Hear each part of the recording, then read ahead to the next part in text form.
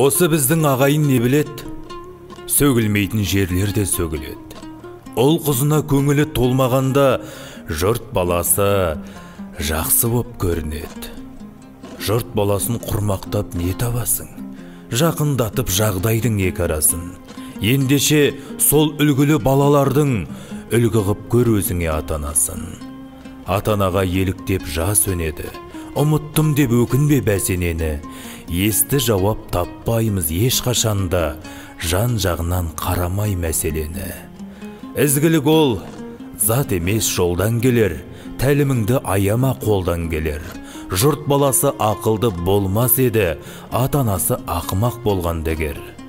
Бейжай қарамас екен сол нәрсегел, шешіледі шаруа сонда шебер. Жұрт баласы рақымды болмас еді, атанасы иманды болмас егер. Көшу керек, амалға сөзінен ел, түбі мұны түсінер кезі келер. Балаң дана болмайды абай сынды, Құнанбайдай болмасаң өзің егер.